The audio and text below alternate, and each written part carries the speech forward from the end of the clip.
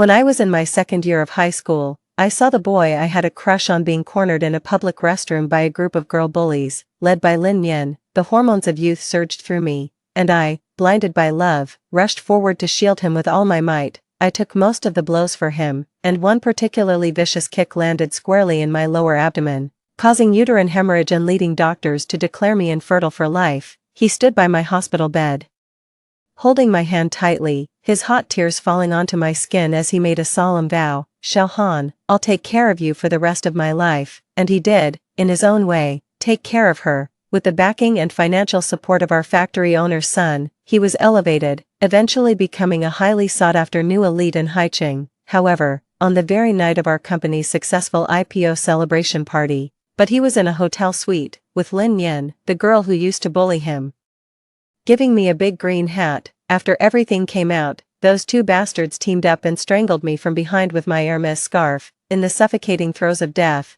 I heard my husband, whom I had loved for so many years, coldly declare, "Xiao Han, don't blame me. If you weren't infertile, I wouldn't have gone this far." Then came Lin Yan's familiar, smug sneer, "Ong, you should have told her ages ago. When I cornered you back then, it was just a bit of fun between us. If she hadn't meddled, we'd have been together ages ago." Drowning in endless regret, I couldn't rest in peace. When I opened my eyes again, hazy sunlight streamed through the classroom window, and chalk dust danced in the light beams. I was reborn and went back to my senior year of high school. This time, I passed by that familiar public restroom again. Through the wall, I could hear shoving and the malicious giggling of girls, and the slender figure surrounded in the middle was Xia Ziang. But this time, I didn't hear his panicked cries and pleas for help that I remembered. Instead, I clearly heard him confessing, full of excitement and eagerness to please, "Nian Nian, I know you like me, let's be together." So, the key auxiliary line for this problem should be drawn like this. Got it? Xiao Ziang's long, slender finger pointed at the math test spread out on my desk. His voice was gentle,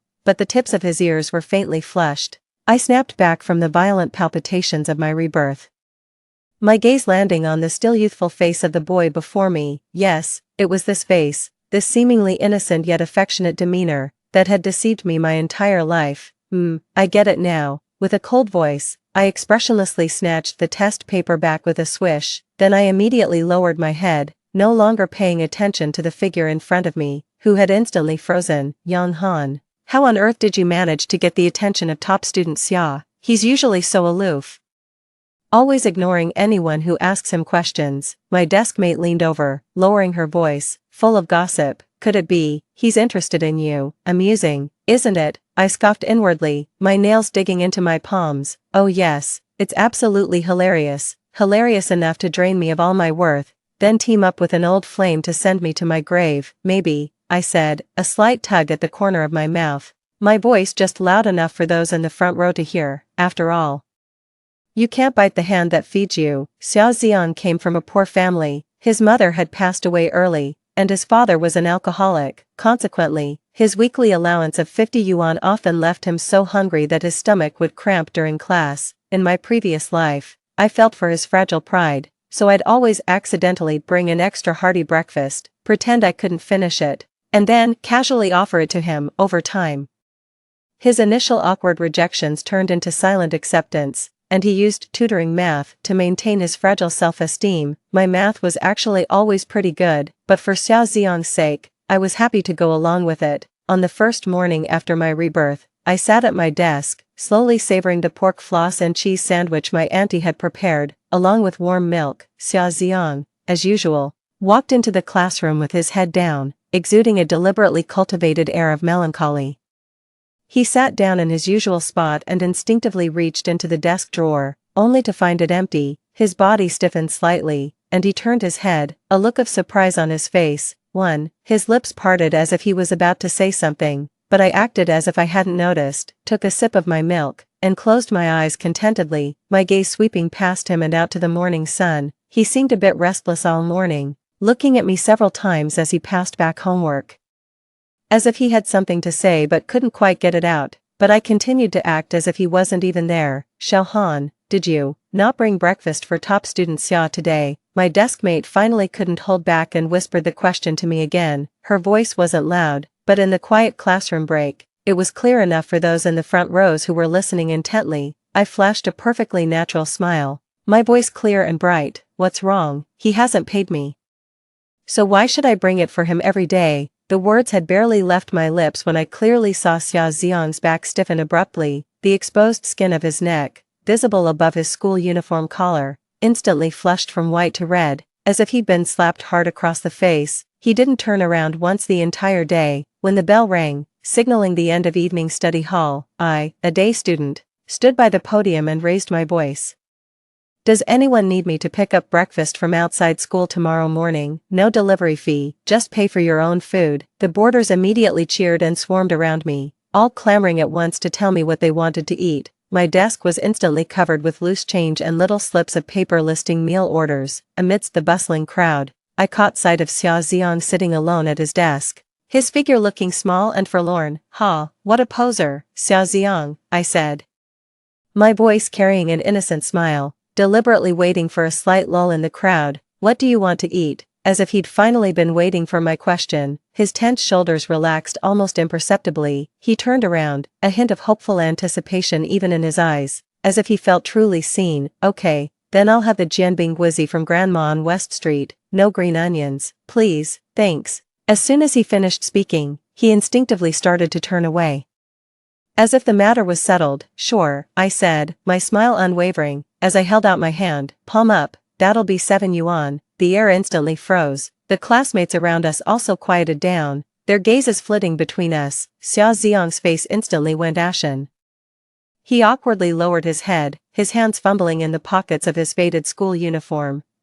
After a long silence, he finally spoke again, clearly embarrassed. I'll give it to you, tomorrow. Sorry, no credit. I cut him off, looking down at him. Come on, top student Xia, you can't keep getting freebies, can you? The probing, suddenly understanding gazes around them pricked at him like needles. Some of those in the know noticed there was something unusual between us, but they were smart enough to keep quiet. He kept his head down, wishing he could just disappear into the ground. I'll pay for him. A girl pushed her way to the front and slapped a 5 yuan note and 2 coins onto my desk with a crisp sound. Xia Xiang didn't say a word, practically fleeing the classroom. I stood in the crowd, watching his retreating figure with disgust, my heart cold. Xia Xiang, this is just the beginning. Your pride truly isn't worth a thing, just like in my previous life. This month, that delinquent girl from outside school, Lin Yan, started her terrifying harassment and stalking of Xia Xiang again, and I just watched, coldly. I watched him get cornered at the school gate, watched him duck into alleys, watched his brow furrow, watched the fear in his eyes, until he was even afraid to go home alone. Several times after school, I saw his gaunt figure lingering near our family car. His gaze held a sickening mix of self-righteousness and grievance. Time and again, he'd look towards the car window, waiting for me to roll it down, just like before, and gently invite him in for a ride home. But this time, and for the rest of my life, I simply raised the dark car window, expressionless, completely shutting him and his nauseating act out. Through the cold glass, I watched him at the school gate, his shoulders hunched, looking like a stray dog, so pathetic and almost comical in the biting wind.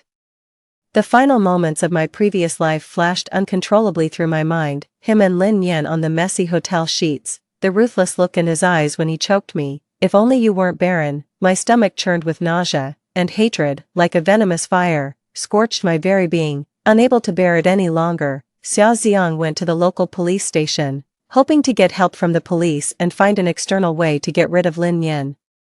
The police officer at that local station was a distant uncle of Lin Yan's. This uncle casually mentioned the matter to Lin Yan's father, a hot-tempered man who was very concerned with appearances. Lin Yan got a severe beating from her dad with a belt. This family lesson completely ignited Lin Yan's fury over her unrequited love for Xia Xiang. She blamed Xia Xiang for all the humiliation and pain she endured, so she rounded up a group of street youths she usually hung out with, determined to teach Xia Xiang a lesson this time. The realization that Xia Xiang might have also been reborn hit me that afternoon, the same one when Lin Yan gave him a good beating. That afternoon, I had originally gone there to enjoy the show. I just never expected to hear Xia Xiang confess his feelings to Lin Yan. No, please, I beg you, just let me go. Xia Xiang's tearful pleas echoed from the restroom. Lin Yan, a cigarette dangling from her lips, slowly exhaled a perfect white smoke ring that drifted straight towards Xia Xiang's ashen face. "It's your good fortune that I even noticed you, and you dare to complain. You think you're hot stuff, huh?" Her voice carried a unique swagger, and her eyes were fierce. The surrounding cronies snickered in unison, showering Xia Xiang's abdomen and back with another round of violent affection. "I'm asking you one last time," Lin Yan said, pushing her hair back, her heavily smoky-eyed face leaning close to him. "Are you in or out?" "I won't," Xia Xiang refused almost instinctively, a sliver of hope still lingering in his heart, expecting someone to come and rescue him. However, the anticipated rescue never arrived, because in the very next moment, Xia Xiang, now successful and mature, had his consciousness forcefully poured into this 17-year-old body, currently being bullied. He blinked in astonishment, looking at Lin Yan, who stood before him dressed rebelliously, with exaggerated makeup that couldn't quite hide her youth. In a flash, he made his decision. Without a moment's hesitation, he scrambled up from the dirty ground, ignoring the dust on his clothes, and astonishingly, knelt on one knee before Lin Yan, speaking with a completely different, deeply emotional tone. "Nian Yan, I know you like me, how about we make it official?" This sudden turn of events left everyone stunned. The little hangers-on around them exchanged bewildered glances, their raised fists forgotten. The cigarette in Lin Yan's mouth dropped to the ground with a clink, scattering sparks. She was completely stunned, totally unprepared for such a drastic change in Xia Xiang's attitude. "Really?" She pressed him suspiciously, completely bewildered. Xia Xiang's mind was flooded with images of his passionate night with the mature and alluring Lin Yan. Seeing this youthful version of his cheating lover right in front of him, he completely forgot about their surroundings. He immediately stood up, took a step forward, and possessively cupped Lin Yan's face, kissing her fiercely. Lin Yan had dated many people, but this was her first time experiencing something so thrilling and with such a stark contrast. Since her goal was achieved, after a moment of stunned surprise, she also felt a sense of triumphant pleasure. "Zero, Nian Nian." Xiao Xiang panted, pulling away slightly, his forehead resting against hers, his voice deliberately lowered, laced with a seductive charm. "I'll make up for all the years we missed together." The surrounding hangers-on snapped out of their shock, immediately erupting into hooting cheers. They all pulled out their phones, frantically snapping photos and recording videos of the couple who had just been at loggerheads but were now locked in an embrace. Meanwhile, I stood quietly in the shadows at the alley entrance, holding my phone, and clearly pressed the red "stop recording" button. Oh, what a masochist's great love story. I put away my phone and quietly left the chaotic alley. Xiao Xiang's defection clearly pleased Lin Yan. From that day on, the two of them secretly became a couple, but Xiao Xiang knew very well that in her youth, Lin Yan had nothing but the guts to run with a bad crowd. He enjoyed her youthful body and blind adoration, but he yearned even more for the lavish, high-society life he'd had in his previous existence. After one intimate moment, he held Lin Yan close and whispered in her ear, "Nian Nian, sticking with me now will only bring hardship, but once we get the money from Yang Han's family, what kind of good life won't we have?" He painted a future filled with mansions, sports cars, and designer bags, planning to use my scheme to package it as a grand strategy for their love. When Lin Yan first heard my name, she instantly bristled, but Xiao Xiang knew her too well. A mix of tough love and persuasion, coupled with their dire financial situation, did the trick. After all, Xiao Xiang was so broke he could barely afford to buy her a decent bubble tea. In the end, she reluctantly agreed. After all, in her mind, there was no such thing as morality, everything was about money, and so, at school, Xiao Xiang began his clumsy performance. He seemed to have completely forgotten the month of coldness I'd shown him since my rebirth, and instead, he started showering me with attention. His eyes, those of a shrewd opportunist, always held an unmistakable air of pretense. Every time I saw him, my stomach would just churn, so I'd respond with the most direct form of disregard. When collecting homework, I'd bypass his desk. During discussions, I'd ignore his comments, and when my gaze swept over him, it was as if I were looking through a ghost. After several attempts, the confusion in Xia Xiang's eyes slowly turned into alarm. He tentatively placed a bottle of a brand I used to drink in my previous life on the corner of my desk. I, without a word, threw it into the trash can behind me, right in front of him. In that moment, I clearly saw his pupils constrict and all color drain from his face. He understood. Yang Han, who once cherished him and was willing to give him everything, is back too. And she's back with a deep-seated hatred for him. All his schemes and theatrics became a clumsy joke in front of me, with the path to seducing me completely blocked. Xiao Ziang fell into a brief panic, but it was quickly replaced by the arrogance of a reborn individual. I'll definitely give you a good life. He held Lin Yan, his voice full of bluster and conviction. He was trying to reassure Lin Yan, but even more so, he was trying to convince himself. Yan Yan, you know what? I've got the next decade's business trends and opportunities all mapped out in my head. Even without Yang Han, I, Xiao Ziang, can still start from scratch and make a huge success of myself. Wait for me to get into a top university after the college entrance exam. Nian Nian, you absolutely have to wait for me. Xiao Ziang had long been deluded by his past life success and the superiority of knowing the future. He completely overestimated his ability to control this young mind, and the vast amount of information, vague business concepts, without detailed data support and a strong execution team, are nothing more than castles in the air. I'm well aware of all this, so I'm not worried about Xiao Ziang making a comeback without any help. He's got absolutely nothing. What's there to build? His empty, dilapidated house. Initially, Xiao Ziang had a slight concern that I, as a reborn individual, might use foreknowledge to precisely target him. 3. But after observing for a while and realizing I simply treated him as if he didn't exist, he actually relaxed, even feeling a bit comically relieved. The law doesn't apply to a previous life. Anyway, he comforted himself this way, interpreting my deep-seated hatred as some kind of live and let live understanding. Since the shortcut was a dead end, he decided to lie low for a while, relying on his ahead-of-its-time insights to ace the college entrance exam, get into a more prestigious university than in his previous life, and use that as a stepping stone. However, his aspirations were grand, but reality dealt him a heavy blow. Having graduated years ago, he had long forgotten all the tedious basic knowledge from high school, formulas, theorems, classical Chinese texts. For a former CEO accustomed to strategizing at business dinners and meetings, having to buckle down and memorize and understand such content was nothing short of torture. He was used to his secretary placing neatly organized reports on his desk, and to subordinates presenting him with various options for his final decision. Now, he was expected to calculate a 3D geometry problem from scratch and memorize lengthy English texts.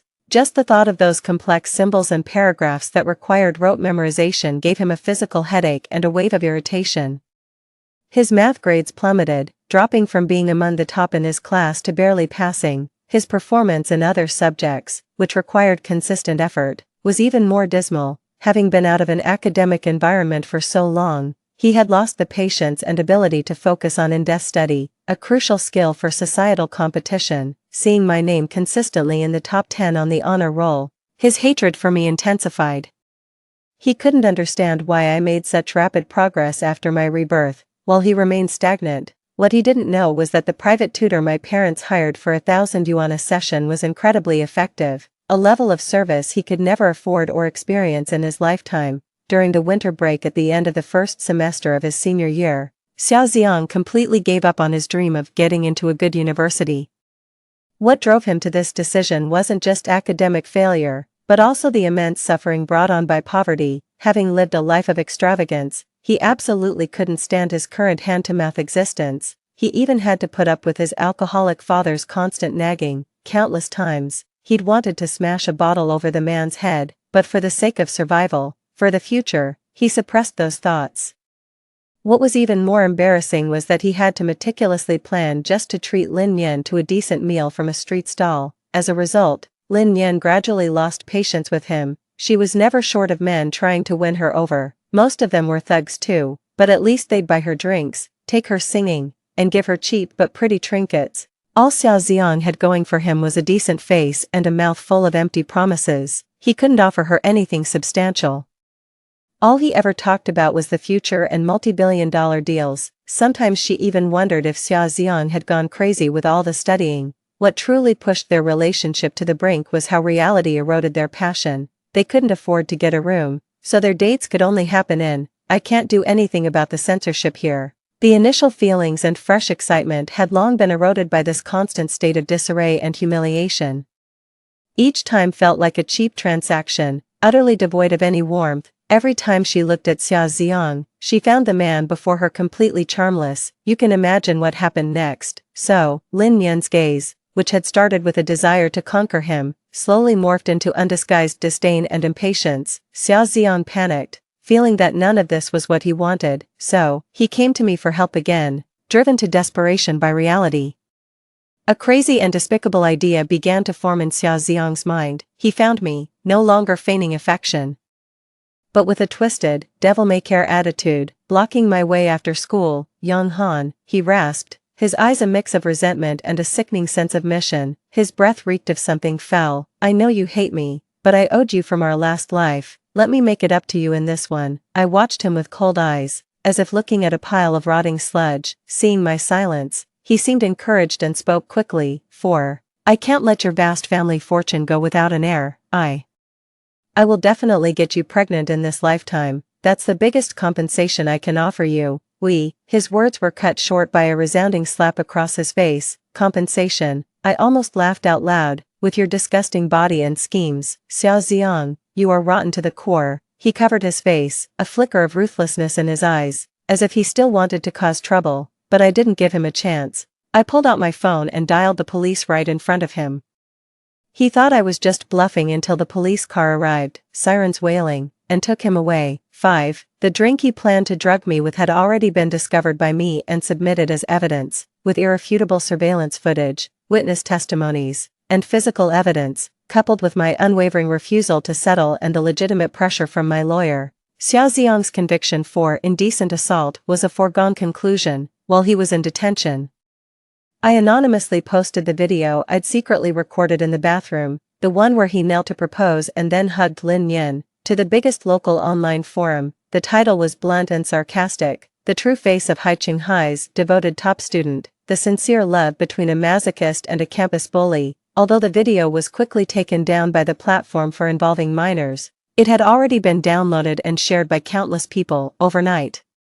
Xia Xiang and Lin Yan became the laughingstock of Haicheng. Ultimately, due to the egregious nature of the crime and its severe negative social impact, Xia Xiang was sentenced to 5 years in prison. I didn't waste another second on him. Armed with the foresight of a reborn, I precisely guided my family's business through several critical transformations. This allowed my parents' company to ride the economic waves, thriving and flourishing. After graduating from high school, I chose to study abroad, gaining knowledge and broadening my horizons at a world-renowned university. 5 years is enough time for a lot to change. I returned home after completing my studies, taking over the family business with undeniable competence and vision, becoming the youngest and most prominent new figure in Haicheng's business world. I stepped into the spotlight, no longer the woman who silently worked behind the scenes. Under the glare of the spotlights, I was confident and composed. No longer the naive girl who would take a knife for a scumbag. I can't deny the courage I had, crazy in love, nor will I belittle the me who was deceived in my past life, because I was never the one who was guilty. Even though I didn't specifically go looking for news about Xia Xiang, there were still busybodies who told me everything. The year Xia Xiang went to prison, Lin Yan found out she was pregnant. Her chaotic lifestyle and multiple botched abortions led doctors to warn her that if she terminated this pregnancy, she might never be able to conceive again. Left with no other choice, she reluctantly went through with the pregnancy and gave birth. The child was born with severe deformities, including imperforate anus and severely atrophied hands, a result of the mother's smoking and heavy drinking during pregnancy. The outcome was predictable.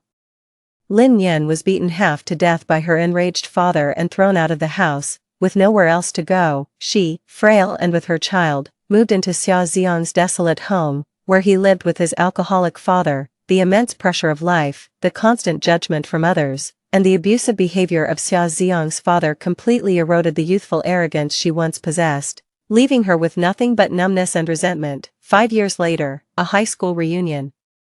In the opulent hotel private room, classmates chatted and laughed, exchanging updates on their lives.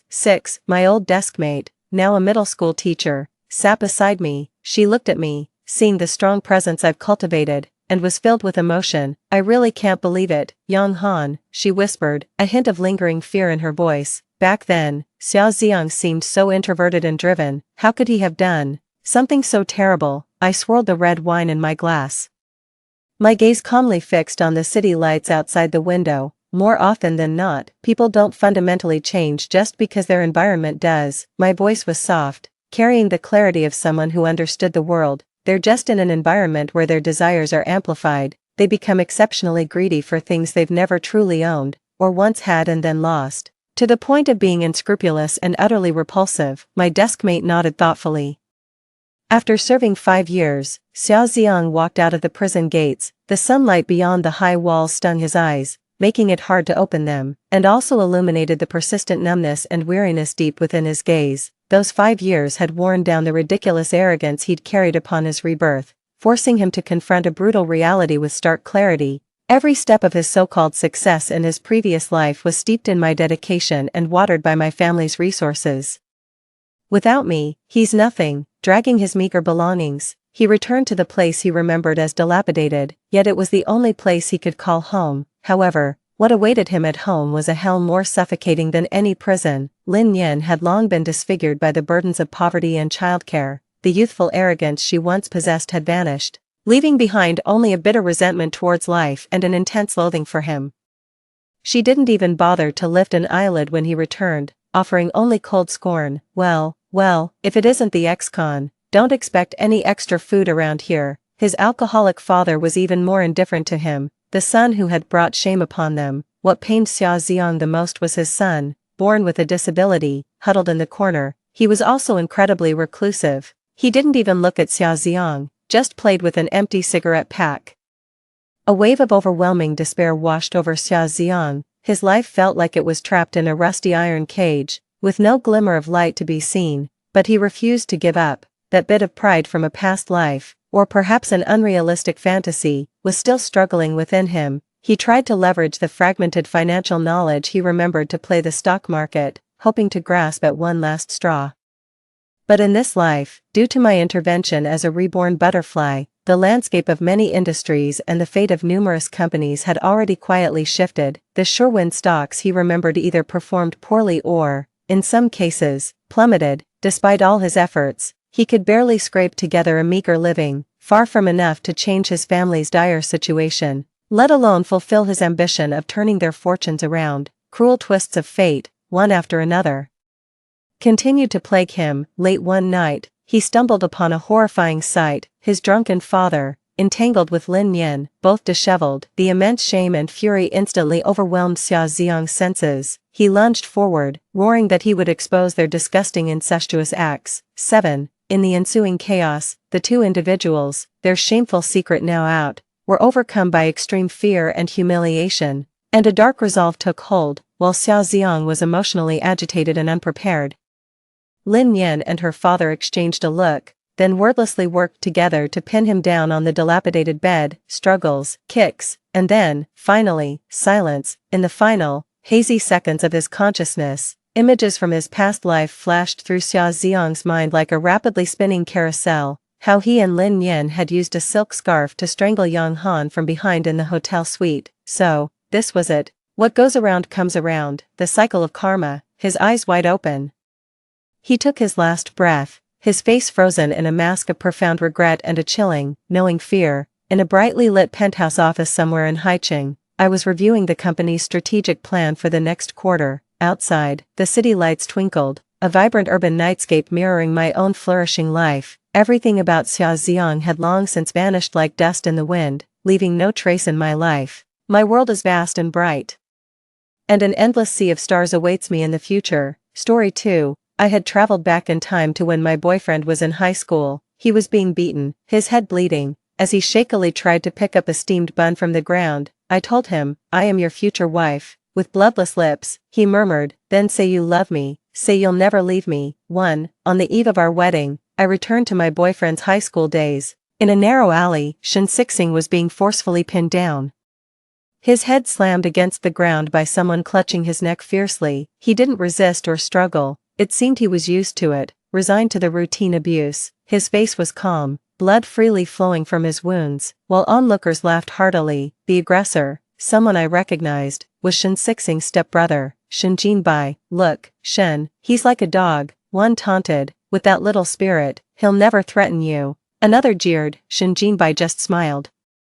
lifting Shin Sixing's face and mockingly patting it. "Come on, bark for brother," I whispered into my phone screen, dialing 110 and briefly explaining the situation and location before hanging up. The taunting continued. "Your stepmother's son, just as cheap as she is." That comment seemed to sear through Shin Sixing's nerves. His previously lifeless expression dramatically changed, and like a provoked beast, he began fighting back against Shin Jinbai, but he was clearly outmatched. As the crowd began to swarm, I recklessly burst in. "What are you doing? I've already called the police. Aren't you leaving?" My gaze deliberately swept over their school uniform badges. "Is this how students from Chinan know one middle school behave?" Shin Jinbai scoffed. "Damn, someone really loves to meddle." He pushed Shin Sixing away, left a harsh threat, and led his group away in a hurry. As he passed by me, he gave me a thorough look.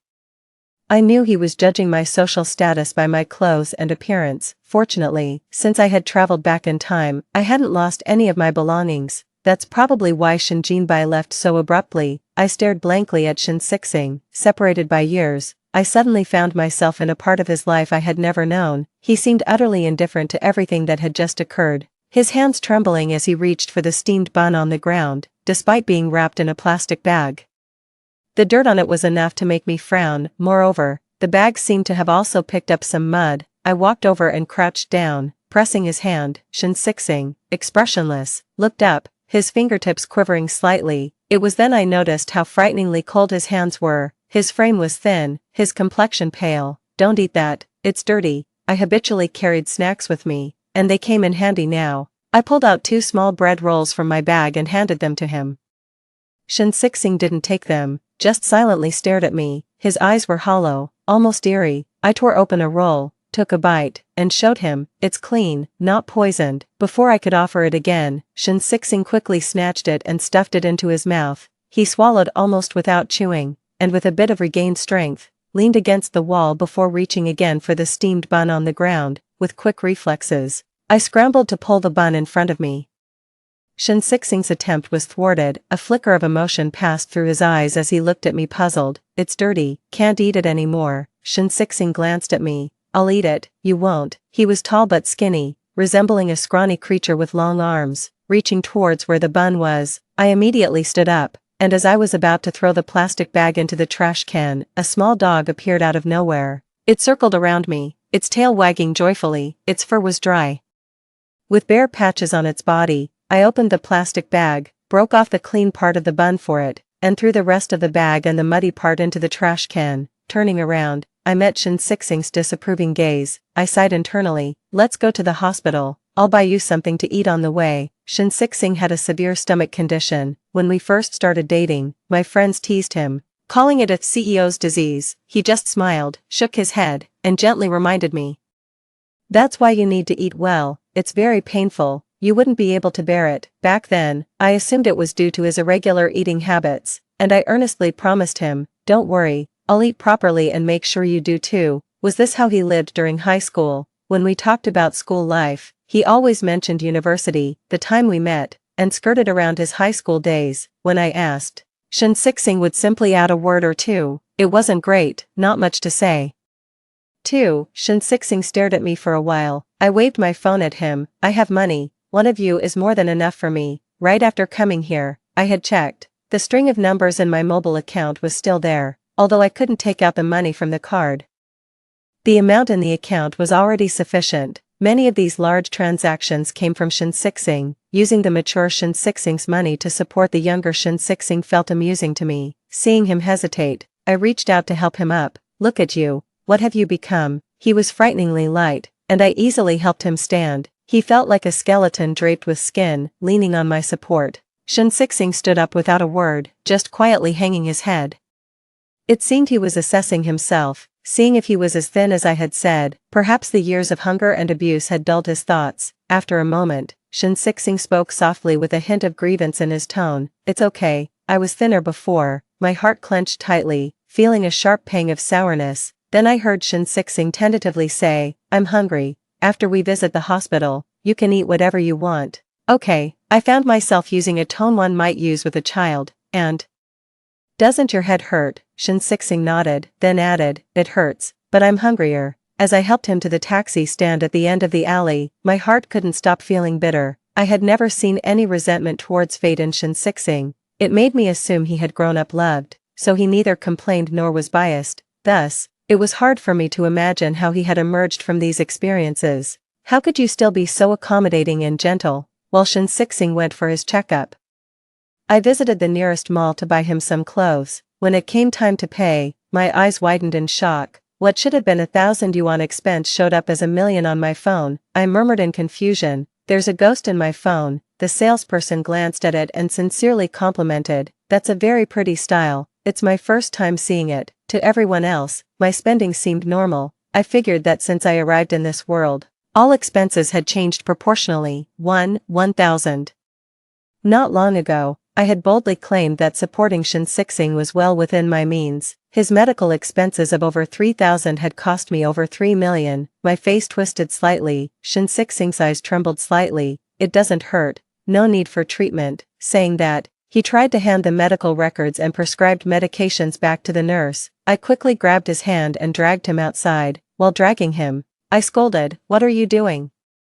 Not seeing a doctor when you're sick? Do you want to become immortal?" I secretly reveled in the moment. The things Shin used to say to me, I vowed to start saying them back to him from today. The person I was pulling suddenly stopped. "What's wrong?" Shin voice was muffled. "Hungry. I'll take you to eat now. But the doctor said you should start with something light and easy to digest, and you shouldn't eat too much at once." Shin didn't reply. And I turned around in surprise. He was looking down, focusing on the bag of medications he was carrying. Just as I was puzzled by his behavior, Shin suddenly looked up at me. His eyes were full of scrutiny, and he blinked. "Take the medicine." Then, he hung the bag on my wrist. I picked up the bag, both annoyed and amused. "The sick one is you." Shin expression unchanged. He reached up to touch his bandaged wound. "I'm sick, and I'm hungry." His tone couldn't be more pitiful.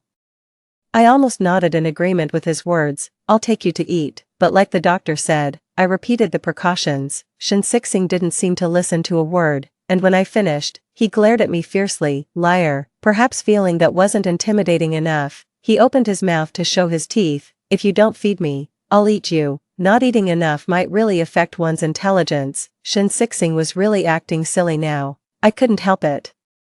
I pulled out my phone and snapped 3 pictures of him. "I didn't say I wouldn't feed you, but we need to take it slow, right? You're eating recklessly now. Your stomach must hurt." Shin thought about it, and finally seemed to agree with me. Then he took the bag hanging from my wrist and carried it himself. 3. In ancient times, Han Xian valued a meal as worthy of 1,000 gold. Today, I, Gu Mingxi, redefine a meal worth 1,000 gold. This cursed ratio. Shin isn't eating food.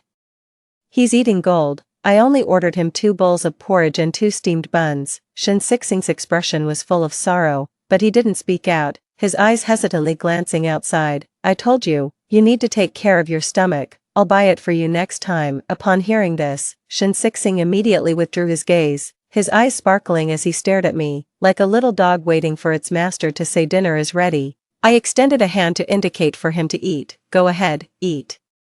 The scene was a whirlwind of activity. I couldn't understand it. The Shin I met was refined and composed, utterly unrelated to the one before me now. It has been 3 years since we first met. What incredible opportunity did Shin encounter in these 3 years to change so drastically? I pulled myself out of my thoughts and watched Shin devour his food, feeling a pang of sympathy. The words I wanted to say hovered on my lips, then I swallowed them back down. "Never mind. There's plenty of time in the future to teach him." I pulled out a tissue and handed it to Shin He carelessly slapped it against his mouth and threw it away. Then, he looked at me eagerly and said 2 words, "I'm hungry." I thought to myself, "Are you going to behave?" He gave me a puzzled look, hesitated only slightly for the sake of food, and then capitulated. "Yes, whatever you say, even if you say I'm sick, I won't argue." Easily, on his still youthful face, I saw a glimpse of his future self, masterminding strategies, securing victories from afar. The phrase he said to me most often was, "Don't worry, I'm here." I always believed him unconditionally, and he indeed always managed to find a perfect solution. This younger version of Shin was also quite persuasive, obedient, and clever. He agreed with whatever I said. I gave him a sweet smile. Then, "Good boy. We aren't hungry, we won't eat, let's go."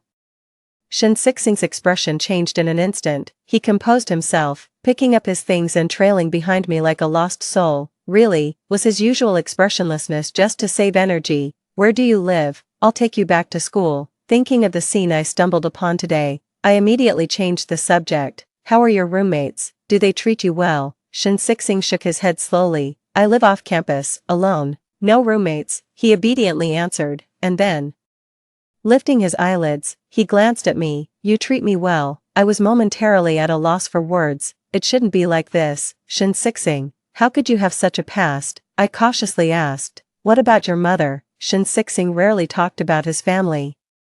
When he introduced them, he only mentioned that his parents had passed away. At that time, I looked at him with eyes full of sympathy, but he tapped my forehead with his finger. What are you thinking? My situation isn't as bad as you think. On the contrary, I've received enough. He was too gentle, too tolerant. Naturally, I thought of him as someone who had grown up in love but had later lost it, loved well by his parents, so rarely harbored resentment towards life, but now, it seemed not to be the case. Shin Sixing pursed his lips, his eyelashes trembling slightly. I never met the one who gave birth to me. Before I could ask more, he continued, the one now is my adoptive mother. My biological mother was young. She abandoned me after giving birth. My father picked me up and raised me, and after he died, my mother remarried with me. In just a few sentences, he outlined the hardships of his life that were likely hard to overcome. I felt a bit distressed.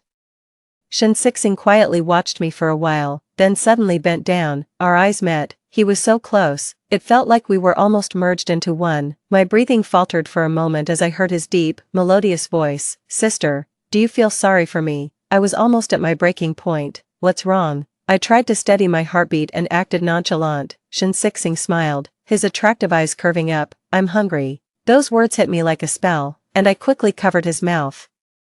Whatever I say goes. I say you're not hungry. He wilted like a sun-dried flower, visibly dissatisfied, and let out a resigned oh. It was different from what I had imagined. Shin Sixing's place wasn't bad at all. The room was tidy and bright, with all necessary appliances. You live here and can't afford food. He carefully took out the medications one by one and arranged them meticulously. It belongs to my uncle. Not to me, as if afraid I wouldn't understand, Shin Sixing added. Shin Jinbai's father. No wonder I felt the house lacked liveliness, not seeming like someone's long-term home. It seemed Shin Sixing only treated this place as a temporary stop. Maybe no one else cared about his life beyond that. He just needed to survive. I was silent for too long. That drew a particularly solemn look from Shin Sixing. Hand. He quickly closed the distance between us in a few strides and reached out his hand toward me. From his hand, I could glimpse that Shin Sixing's life was not easy. His nails were trimmed short and round, but I could still see the bruises under his nails, as if they had been crushed forcefully. His open palm also showed prominent scars. Your hand. Seeing that I hadn't moved, Shin Sixing explained again and gently unfolded my tightly clenched hand. That's when I realized I had unconsciously been digging into my palm, leaving faint crescent marks. I instinctively looked up, locking eyes with Shin Sixing. It's okay, don't be afraid. His voice was low. It was unclear whether he was reassuring me or himself. I'm not as miserable as you think. Memories slowly overlapped, finally settling on the present. Isn't it miserable? Shin Sixing was truly a very good person, whether in the past or now. I've always thought so, and that has never changed. I've lived up to today, received an education. No one owes me anything, no one. I echoed his words. From my perspective, he was surrounded by despicable people. His current situation was surely not unknown to his family elders. They simply chose to ignore it, feigning ignorance. Though I was abandoned at birth, I have no reason to resent. My dad said my biological mother was young. She neither had the capacity nor the courage to face the consequences. I understand. My dad took me back, never mistreated me. My mom remarried and took me with her. I now have education and a future. There's nothing miserable about that. Shin Sixing's expression remained unchanged. He narrated everything calmly, then turned to pour me a glass of water. It's still warm, drink it. I took the glass, feeling the warmth at my fingertips. Shin Sixing continued. As for Shin Jinbai and his people, I can't say I hold no grudges, but my mom's life has been very tough. I can only choose not to resent. I took a sip of water, raising the glass to my lips. It was indeed warm, but I felt dizzy and disoriented. Maybe Shin Sixing doesn't need my rescue. He has his own world, his own set of rules, and his way of dealing with things. It's not that he doesn't understand rebellion, it's just that he knows more deeply than I do how hard life can be, especially for a woman who marries into a wealthy family with a child in tow. His stepmother didn't love him much, but she didn't dislike him either. But still, I love him, I can't bear it. Why are you telling me all this? I said. My eyes downcast, gaze flickering uncertainly, my fingers tapping irregularly on the glass before pulling away. There's a video on my phone from that day, capturing the bullying incident clearly. Everyone's face is clearly visible. If I send it out, Shin Jinbai might be punished, or he might not, but Shin Sixing and his stepmother definitely will be. Shin Sixing avoided the question and asked me instead, "Why are you so good to me?" I looked up at him again. His eyes filled with stubbornness and confusion. "Because I want to." I moved my fingers unconsciously, clearly feeling the warmth of the liquid in the glass. "Shin Sixing," I said, placing my other hand on the glass, holding it with both hands. I tilted my head and smiled at him, trying to make my tone sound joking. "You might not believe it, but I am your future wife." "Nonsense, talking rubbish." I was expecting such a response. But Shin Sixing's eyelashes quivered, and he asked me, "How far in the future?" He didn't react as I had anticipated, and I was taken aback. I wanted to tell him, in just 3 years, when he was in his second year of university, and I was in my first, but no matter how hard I tried, I couldn't voice it out. Perhaps it was some rule here that I couldn't tell him the exact time. I could only say, not very soon, but not too far in the future. Shin Sixing suddenly laughed. This time his smile was genuine, his lips curved, his eyes twinkling with mirth. Like iced mint tea on a summer day, refreshing and clear. I always felt that his life should be like this, bright and open, but it seems like it's always raining in his life, torrential downpours or endless drizzles. I ended up staying at Shin Sixing's place. I used a clumsy excuse, saying my parents had just divorced, things were chaotic at home, and I had nowhere else to go. In my heart, I silently apologized to my parents, for the sake of their daughter's happiness.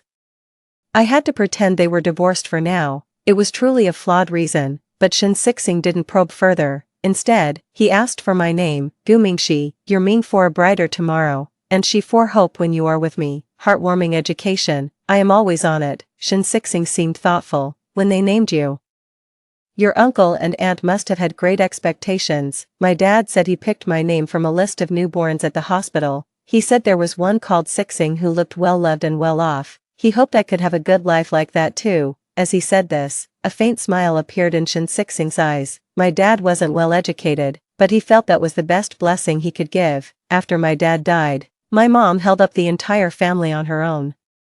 She was sick herself but never let me quit school, always telling me to study hard. Later, when she was working as a waitress in a restaurant, she met Shin Jinbai's father. My mom was very beautiful, and she later married him. That's when my surname was changed. My childhood wasn't too bad. He paused for a moment, then added, "No one owes me anything." It seemed like he was annotating his life, repeatedly telling himself not to harbor any resentment. It's okay to feel resentful. I said this as I reminisced. You know, when I was studying, I'd resent having to wake up at 8 a.m., I'd resent my group mates for slacking off, and I'd even resent the cafeteria staff for not giving me enough food. After I started working, I resented my colleagues for dumping work on me. I resented not keeping up with project schedules, and I resented not getting the raise I expected. Shin Sixing and I are completely different people. I'm someone who easily gets irritated. A little inconvenience can drive me crazy, whereas Shin Sixing is the type who always maintains his composure and is well organized. I was quite envious of him at one point. I rephrased my thoughts. What I mean is, there's no need to become what everyone expects you to be. Being yourself is good enough. You don't hold any grudges. And I applaud you for your admirable character. You express your complaints. And I also appreciate your honesty and straightforwardness. I wasn't sure whether Shin Sixing truly held no grudges or had convinced himself not to, but it didn't matter. I accepted him either way. Perhaps my purpose for being here wasn't about some so-called rescue. Rather, I wanted to tell him that he is also loved. In that uncertain future, there is a definite me, who will definitely come into his life. Shin Sixing clenched his fist to his lips, his tone light with a smile. "I know, thank you." I wasn't sure if it was my illusion, but I always felt there was a hint of teasing in his eyes. "You're homeless now, and you're still so worried about me, huh?" I opened my mouth but ultimately did not explain. "That's also believable. You have classes tomorrow, right? You should rest early, to cover the rent." I'll take care of your meals, I'm really good at cooking. Shin Sixing glanced at me, then suddenly said, then you'll need to buy some clothes to change into. I forgot. This isn't the home Shin Sixing and I will have together, there's nothing of mine here. I was about to agree, then checked my bank account on my phone and silently swallowed my words. Here, I can't find a job because all my identification information is invalid. For now, I can only live day by day. I couldn't bear to watch Shin Sixing go hungry, but I also couldn't go without clothes. After thinking, I plucked up the courage to call out to Shin Sixing. He immediately looked at me with a puzzled expression. Would it be okay if I wear your clothes? Almost instantly, Shin Sixing's ears turned a faint pink. He glanced at me in panic, his eyes, usually dull, suddenly filled with color and confusion. I didn't want to, but considering the cost of a few sets of clothes in this world, I figured it would be millions. I don't know how long I can stay here, but Shin Sixing definitely needs to eat. I'll of course buy underwear. Just give me some of your unused t-shirts and shorts or something. I was a bit embarrassed at first, but seeing how nervous Shin Sixing was, not knowing what to do with his hands, I momentarily felt the urge to tease him. By the way, do you have any floral shorts? It seems he doesn't. The mature Shin Sixing always dresses neatly, and even this younger, more inexperienced Shin Sixing has his shirt buttoned right up to the top. Too well behaved. Shin Sixing waves at me frantically, his face flushing red. Don't be like that. Oh, no wonder the damned Shin Sixing has one look for the day and another for the night. He always manages to make me blush and beg for mercy before he finally lets me off. Turns out, it's quite fun. You don't need to bother with me. I've been allergic to new clothes since I was young. I break out in allergies whenever I wear them. I'm quite good at making up stories, though it does hurt my conscience a bit when I say too much. Shin Sixing mumbles. I won't bother with you anymore. He quickly turns and slips into his room, but before he closes the door, he peeks out at me. I sigh lightly, still pondering how to best spend the money in my account. After some careful calculations, I conclude that in a few months, I'll be living a life of eating once every 3 days with Shin Sixing. So annoying. I push back my messy hair and stand up to pour myself a glass of water. Just then, I suddenly remember that the police asked me to come in for a statement during the day, but I had to take Shin Sixing to the hospital first. I'll deal with it tomorrow. Now, there's a problem. I don't have my ID. I can't give my statement, otherwise, once they start checking my identity information, wow, I'd be sending myself straight to jail. Annoyed, I down the water in my cup but still feel gloomy. I might as well flop down on the couch and let out a long scream. Ah. A head peeks out from behind the previously closed door, Shin Sixing looking quite troubled. Don't be like this. I didn't really mean I won't bother with you. Here, stop shouting. He tosses something from outside the door, and it lands right in front of me. I immediately sit up and reach for it. Upon opening it, I find a shirt and a pair of school pants that have been cut short. The head behind the door continues to ramble on, the voice getting softer. These were my old clothes. They're a bit small. You can wear them. I've washed them. They're clean. I burst out laughing. Why are you hiding behind the door? Are you shy? The door then falls silent. After a long while, Shin Sixing's muffled voice comes through. Why are you so adept at this? His tone is not pleased, with a barely noticeable hoarseness. I think for a moment and laugh. It's all thanks to your good teaching. This is what the future you taught me, so I'm not shy at all. He doesn't respond. And I don't care. Continuing on my own, I don't want to go give that statement. Shin Sixing, what should we do? He answers quickly. Don't worry, I'll handle it. I sit on the couch, swinging my legs. My mind is filled with memories of before we decided to get married, me curling up in Shin Sixing's arms saying I was scared. Shin Sixing would pat my back, constantly comforting me. Don't worry, if it comes down to it, I'll go alone. Everyone knows you're the bride anyway. His joking words instantly eased my anxiety, and now, 3 years before we first met, he's saying similar things. The rustling behind the door continues for a while. Shin Sixing suddenly pushed the door open and said seriously, you should rest early. My swaying motion paused, and then I couldn't help but smile. Was he responding to my previous comment about hiding behind the door? I don't know what method Shin Sixing used, but he managed to handle the recording of his statement quite smoothly. I still have the video I took at that time saved on my phone. When Shin Sixing came back for a meal, I showed him the video. Do you need this? I was thinking of making a big deal out of this and using public opinion to help you, but under the current circumstances, it wouldn't be beneficial for you. Moreover, for Shin Sixing, his foster mother is a very important figure in his life. Shin Sixing listened to me quietly and nodded. You're right. He shoveled a big spoonful of rice into his mouth without hesitation. I tapped on the table helplessly, signaling him to listen to me. If you keep eating this fast, I'm going to get angry. I originally wanted to say, if you keep eating this fast, next time you won't eat at all. But then I thought, such a punishment would be too harsh. I changed my words as they reached my lips. Seeing Shin Sixing slow down, I continued. If we're going to endure, we need to hold on until after your college entrance exams. Part of the reason Shin Sixing had such a hard life was that Shin Jinbai wouldn't let him do any part-time jobs, and the money from the Shin family was almost nothing by the time it reached Shin Sixing, 200 yuan for a whole month. This amount wasn't even 1/10 of what Shin Jinbai would spend on a single meal, so Shin Sixing was always particularly hungry. He barely looked up from his meal. You're right, I laughed. Why do you only know how to say you're right, Shin Sixing, with a serious face? Because you are right. I lay on the table, laughing wildly. After my laughter subsided, I propped my head up and looked at him. Shin Sixing, is the dish I cooked really delicious? If he dared to say it wasn't, I would turn him into a dish. He took a bite and said, you're right. Then tell me, am I not great? Shin Sixing saw that I was in a playful mood, his face a bit helpless.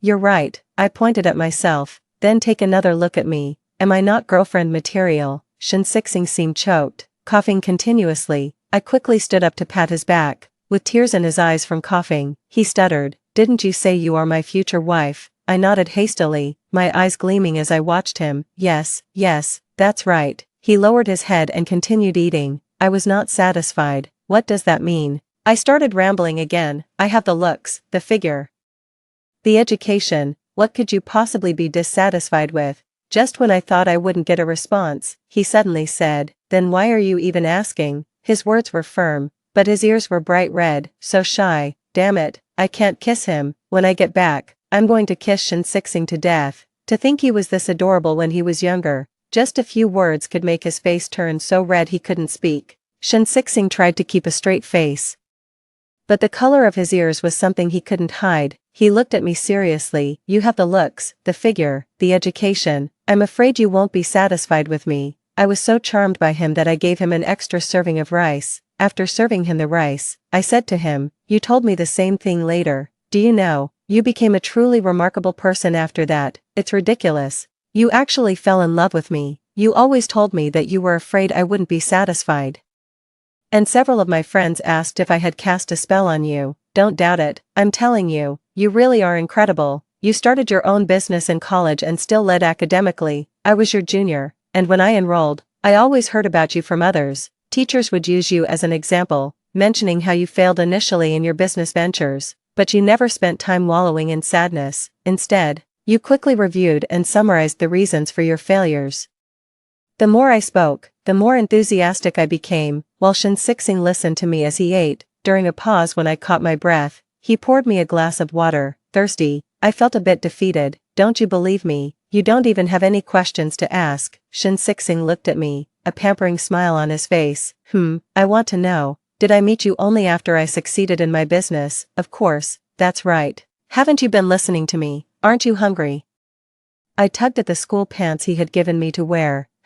I was a bit hungry. I'd settle my score with him after eating. Shin Sixing just smiled, his face saying I knew it. In the end, I didn't get to trouble him because, after eating, he obediently went to wash the dishes. After washing the dishes, he started doing homework. I quietly left. I was afraid he would ask me about the homework, which I had completely forgotten. 7. Under my care, which was barely passable as care.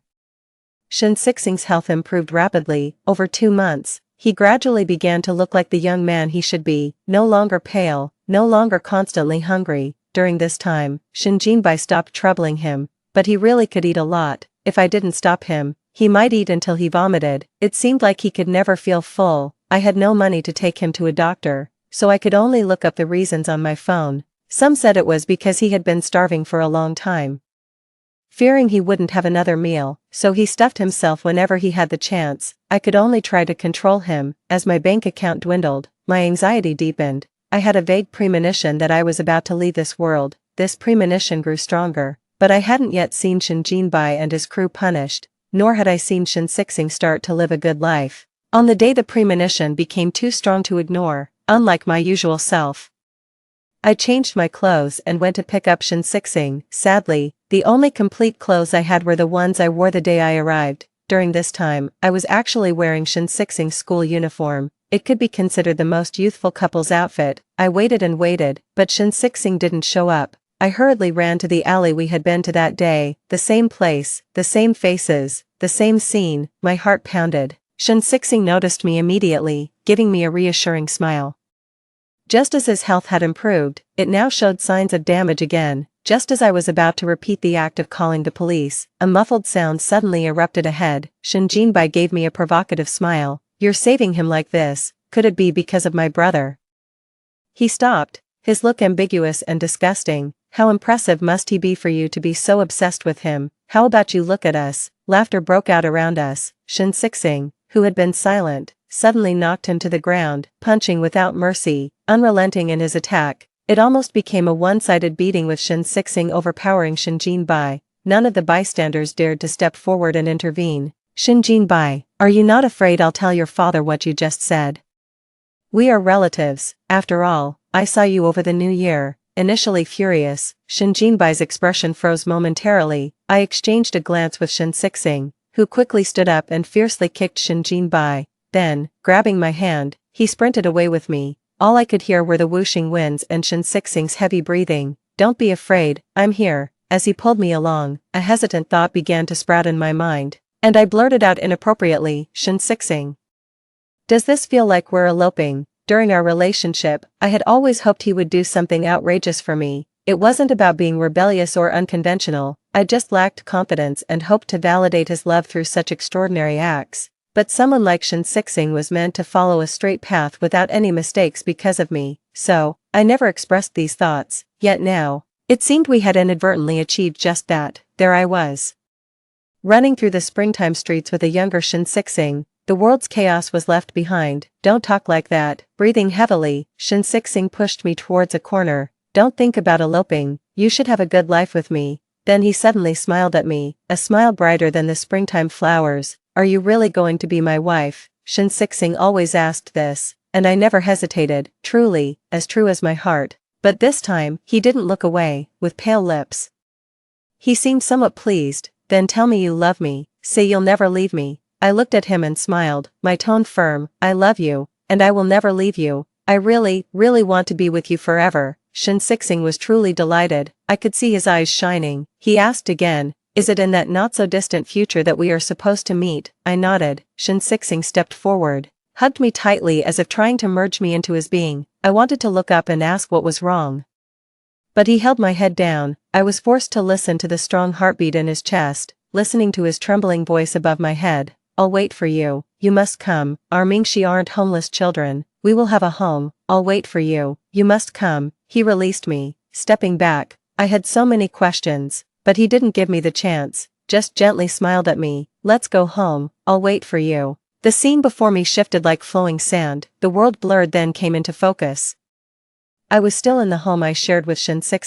I broke down in tears, but then, I was embraced by warm arms. The man holding me close, gently soothing me, had a nightmare. He rubbed my head, securing me in his embrace. "Don't be afraid, I'm here." After crying for a while, I choked up and told him, "I went back to when you were in high school. It felt so real, not like a dream at all. They were all bullying you. You're such a good person, why would they treat you like that?" Holding me, Shin body tensed noticeably. He glanced at me with his head bowed, a gentle smile forming on his face. "Have you remembered?" He patted my back with one hand while using the other to wipe away my tears with a tissue. "It's okay, I have you, and you've been good to me. Fate has really looked after me." His expression was exceptionally soft, his eyes and brows smiling. "Back then, I thought if there were a God, it should come and save me. And then, you arrived." The scattered memories in my mind gradually connected into a line. So, was the rush to start a business all for me? I looked at him full of hope, seeing that I had stopped crying. Shin smile deepened. "Yes, you said we met after the business took off. I really wanted to see you, so I dared not relax." No wonder in all the tales, Shin was desperately trying for success. I touched his face with sympathy. "I had no idea you had such a past. If it were me, I would resent the whole world. Shin Sixing looked deeply into my eyes and sighed. How could I, who have been loved by you like this, resent the world? I'm too busy being thankful for fate's favor. Flattered by his words, I buried my head in his chest. He chuckled and ruffled my hair. Aren't you going to sleep? Tomorrow is our wedding. I'm worried you won't wake up. I immediately jumped off him. Sleep. Tomorrow is a big day for me. Quickly check if my eyes are swollen from crying. No, you look beautiful. I snorted and prepared to go to bed, but then I remembered something and climbed up to give Shin Sixing a fierce kiss. Moments later, I was lying on his legs crying. He patiently consoled me. While crying, I accused him. You used to be so innocent. How come you've changed like this? Shin Sixing, unabashed, responded confidently. It's all thanks to the lady's teachings. I've always remembered. The student surpasses the master. Woo woo woo. I shouldn't have teased him back then, but it's so hard to let it go. I sneakily glanced at him, looking for a way to get back at him, yet he smiled gently. Don't you want to sleep tonight? Who says? I quickly climbed into bed, pulling the covers up. Humph, there's plenty of time in the future. No rush for now. I'll get back at him eventually. Extra 1. Shin Sixing doesn't believe in gods. If there were gods, why wouldn't they save him? He was, after all, driven to a dead end. Shin Sixing fingered the knife in his pocket, his expression listless as he stared at Shin Jinbai's neck, knowing a single slice could end it all. This miserable life wasn't worth clinging to, he muttered in his mind. If there really are gods, let them save him. But when he opened his eyes, all he saw was a group of people laughing with ill intentions. Shin Sixing's hand reached deeper into his pocket, touching the knife, but just then, at the end of the road, a woman's voice appeared abruptly. Like a godsend, too. Shin Sixing shouldn't have trusted anyone, but the godsend filter made him obediently follow her. She tilted her head, smiled at him, and said, I am your future wife. Shin Sixing wanted to laugh, but he held it back. He, burdened by life, wondered where his future could possibly come from. He could only pretend to be curious and asked her, how far into the future is it? The girl gave a vague answer. It was a typical trick to deceive. Who would believe that? That's what he thought, yet Shin Sixing couldn't help but wonder, whom does God favor? But no matter how much he thought about it, it wasn't someone like him, whose heart was filled with resentment. So, he disguised himself, he concealed all his sharp edges, just as it was written in the books, to be thankful and not resentful. But she said, you are entitled to feel resentment. At that moment, enveloped in so much hatred, he suddenly felt no resentment. Having nothing, he desperately wanted to keep her. She had come because of him. If he didn't let go, she couldn't leave. Shin Sixing, does our running away together look like an elopement? Even as they fled in disarray, she still managed to smile. It was spring, and some flowers at the street corners were already blooming. He suddenly remembered how the girl tilted her head and smiled at him, her eyes curving joyfully. She was far brighter than the flowers. He silently repeated her name, Mingxi, Mingxi, a name given by parents who awaited their child's birth. Not like him, a mere weed. He hoped she would always be radiant. He loved seeing her smile. Let's not elope. You should have a good life with me. He had to let her go, to wait for her in that uncertain future. For a definite her, he would always wait, whether she came or not. Apart from him, no one remembered her being there. She was like a breeze that passed by, touching him without leaving a trace. But for that definite her in the uncertain future, Shin Sixing was willing to give his all. In this process, he demonstrated remarkable perseverance and extraordinary talent. It took Shin Sixing a lot of time to gather the evidence of Shin Jinbai and his group's wrongdoing. They had committed numerous illegal acts behind the scenes, facing varying sentences. Shin Sixing fiercely pushed himself, even achieving the highest provincial college entrance exam scores. He did not dare to relax and immediately started his business. He never allowed himself any respite or sorrow. He just knew how much he missed her, how much he wanted to see her, and there she was. In that future where his startup succeeded, at the start of the school term, among countless faces, Shin Sixing immediately saw the face he had longed for day and night. Nothing was certain, but he was sure, she was his wife. It had to be. Shin Sixing and his wife often marveled at how fate had favored him, but he didn't know that his initial meeting with Gu Mingxi was not supposed to happen in his sophomore year, but 2 years after his graduation. It was just that the power of love was so strong. It had already broken through the bounds of fate. He thought it was fate looking out for him, but little did he know, fate always favors the brave. Story 2. I instinctively stepped in front of her as I watched Lu Zhao move. I smiled at them, even though my eyelashes trembled. Really, if you think I'm a bully, then call the police, let the police handle it, okay. I walked past them. Jiang Shuhui suddenly grabbed my wrist. I heard him say, "Apologize to your sister." Lu Zhao stepped in front of me, lowered his head, and advised, "Lin Xia, I don't want you to become so vindictive. Why is everyone scolding me when I haven't done anything wrong?" I glanced sideways. Lin Qi's eyes were red. She clearly knew that the person bullying her wasn't me, but she just wouldn't say it. I pulled my wrist away and brushed past the two of them. "Sorry, but I'm really busy. I have a speech to give. I need to come in first. I don't have time for this. At a time like this." "You still feel like participating in your speech," Lu Zhao said from behind me, but I ignored him. I didn't look back and stepped onto the podium. Even though there was nothing behind me, I still moved forward. The speech went very smoothly. There was continuous applause as I took my bow, and I smiled in thanks, but my thoughts were elsewhere. I looked below the stage. Lin Qi in a white dress was being led away by Jiang Shuhui, with Lu Zhao trailing behind, reluctantly tugging at her ponytail. "But why is the spotlight on me?" I didn't falter. I didn't embarrass myself. My mood, however, was still overwhelmed by a torrential sense of loss. A few days later, Jiang Shuhui suddenly came looking for me. Honestly, I didn't have much time for romantic issues. Without Jiang Shuhui, there could be another man to take his place, but as I stared at the text message screen, I suddenly realized that I was still somewhat unable to let him go. Yes, he was the only one I had been involved with. Initially for my own sake, but later, I did start to like him. I harbored that little bit of hope, hoping he would look back at me, or realize that it was impossible for me to bully my own sister. Yet he dragged me to a secluded gym. Then he gripped my wrist tightly and said, "Lin Xia, can't you stop tormenting your sister? Why are you spreading rumors that your sister is the homewrecker in our relationship? We've already broken up. Can you have some shame, Lin Xia?" I blinked, almost laughed out of anger. That little bit of affection for him disappeared in an instant. "No, Jiang Shuhui, who told you I was spreading rumors?" He scoffed. "Who else if not you? Your sister is so kind, always praising you in front of me. Can you stop projecting your pettiness onto her?" I was furious. "You two are always together. Who wouldn't think something's off? Why blame me?" He sneered coldly at me, showing your true colors. "Lin Xia, I'll tell you.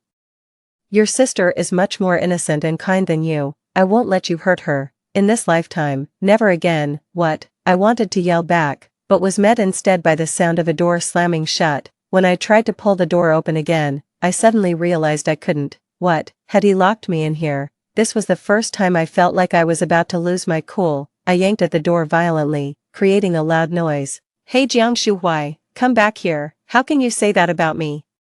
You jerk, are you out of your mind?" Since there was no one around, I cursed freely and felt quite relieved. I kicked furiously at the door, which was locked. This gym was particularly isolated. Usually, no one passed by here. Having played the role of the nice girl for too long, this was a perfect moment to vent. By the time I was exhausted from kicking and felt a sourness in my nose, a soft chuckle suddenly came from beside me. "Lin Xia, so this is the kind of woman you are, 14. I slowly turned my head. A young man I didn't recognize was sitting on an abandoned mat in the gym. He was swinging his legs as he watched me. He must have been sleeping there just before, which is why both Jiang Shuhui and I hadn't noticed someone else was here. Seeing him, my first thought was about how many piercings this guy had: eyebrow piercing, lip piercing, ear piercings. I despised anything that challenged my traditional views, yet he was strikingly handsome in a bold and unrestrained way. I paused, my ability to switch expressions lagging a bit. Do we know each other?" He smiled, a genuinely innocent smile. "Changing faces. Weren't you just banging on the door a second ago? How did you turn into a lady so quickly?" I ignored his teasing. Smiling, I asked him, "Classmate, do you know if there's another door out of this gym?" He shook his head. "Just that one, locked by your dear boyfriend." I nodded and used my phone to contact a friend to rescue me. He hopped off the mat, hands in his pockets, and sauntered over to me, laughing beside my ear. He said, "Lin Xia, you really don't recognize me?" I turned to look at him. Yeah, he had the kind of face that looked like he'd have lots of girlfriends. I wouldn't go for such a guy. He completely didn't fit the criteria I had for a future partner. "I don't recognize you." He raised his eyebrows. "We've exchanged contact information before." "That's impossible." Skeptical, I took out my phone and let him input his number. He bent over, entered his mobile number, and sure enough, his contact came up. The note read, 188 Rich doesn't care about me. He fell silent for a moment, then chuckled tightly by my ear. Suddenly, I remembered. I had indeed categorized the men in my contacts while searching for a suitable boyfriend in the past. Lin Xia, how can you not remember your own fish? Really hitting where it hurt. I re-evaluated him. I have a good memory. I hadn't forgotten him. His name was Pei Chen, but the Pei Chen in my memory was drastically different from the one in front of me now. I met him at a cocktail party I attended with my father. If the Jiang family's enterprises cover half the city, then the Pei family really permeates every aspect of the entire city as a major influential clan. Even my father tries to curry favor with them. The reason I didn't recognize him at first was because I clearly remembered him. At the party, he was dressed in a black suit, exuding an icy, unapproachable aura. He ignored me on WeChat, very aloof. I tried to ask him out several times, but was consistently rejected. Since our chance meeting at the gym, Pei Chen started to seek me out frequently. Consequently, I changed his contact name from Tall, Rich, doesn't care about me to Tall, Rich, crazy. These are things I would never tell him. His family's wealth means connections for me, and his interest in me suits my intentions perfectly. As for romantic feelings, I've come to a clear realization. Men are no good. Jiang Shuhuai and I are done, though it seems he hasn't gotten together with Lin Qi either. Sometimes at school, I see him waiting outside the classroom for Lin Qi. Looks like he's still pursuing her. I don't have time to worry about these things. My dad has started handing over company matters to me, so I'm even busier. Actually, I know he was originally planning to tutor Lin Qi, but honestly, she's not very bright. I thought I had finally outshined Lin Qi. I thought I had proven myself to him, that I could win back my dad's attention, but that afternoon, my dad sat at the head of the table and poured me a cup of tea, saying word by word, xia xia. Study hard. In the future, you will assist your sister. I've been working so hard. I study from dawn till dusk. I have no time for fun. I desperately seek others' approval. And what do I get? My dad just wants me to learn all this, only to pave the way for my sister who only knows about love and romance. That afternoon, I had a huge fight with my dad. He smashed the inkstone and pointed at me, too angry to speak. Do you know? Actually you, at that moment, I felt like my dad was about to reveal something he'd kept from me for a long time, but then, a blur of white burst in. Enough, Dad, don't say any more. Lin Qi stepped in front of my dad, her eyes were red, her lips quivering. Sister, please don't blame Dad, okay? It's all my fault. If it weren't for me, things wouldn't have turned out this way. I'm just a disaster. She began to sob, and I couldn't understand why she was crying when I hadn't shed a tear. I laughed, moved closer to her, and said word by word, yes, you are a disaster. She shuddered like a frightened rabbit. My dad had already lifted a dictionary to throw at me, and this time, I couldn't dodge it. The sharp pain in my forehead nearly overwhelmed me, but I held back my tears. I wanted to laugh, but I couldn't anymore. I turned and walked out the door, my dad's angry shouts behind me. He told me to get out and never come back to this house. Lin Qi. It's strange, isn't it? It's as if an invisible hand is manipulating everything. In competitions, I can no longer take first place. That spot belongs to my sister. It's not that I'm less capable than she is, rather, it's because our mentor saw her efforts and was moved by her, saying that she was touched by my sister's dedication. My sister always makes an effort to befriend those who are close to me, claiming she wants to be closer to her big sister. Then, after some time, I don't know why, but those friends start to distance themselves from me. Lately, rumors have been swirling around the school. They say I'm a bully. They call me a malicious and hypocritical woman. They say I was bullied before and now I'm bullying my own sister. Some photos from when I was bullied have leaked. They cut through my wounds like a knife. Those photos, only Lu Zhao has them. I confronted him, asking why he would do such a thing. Spreading rumors is bad enough, but why post photos of me being hurt on the school forum? He said that I deserved it. After all, I was the one who bullied my sister. What's the point of hanging yourself upside down like this? Pei Chen tilted his head, standing in front of me. I was indeed hanging upside down from the bar in the deserted gymnasium. Of course, it was to prevent myself from crying, but I forgot. Pei Chen also often comes here to sleep. Over the many days we've spent together, Pei Chen and I have grown familiar. I know he seems aloof, but in reality, he's a bit silly. I know he's lonely too, which is why he always seeks me out. No one else plays with him because they say he's bad luck. Pei Chen, I recently read a novel. It's about a fake heiress who rules over the household until the real heiress returns. I feel like I'm that fake heiress. I'm the villain who usurps someone else's place, the malicious cannon fodder, the secondary character who ends up being abandoned and humiliated.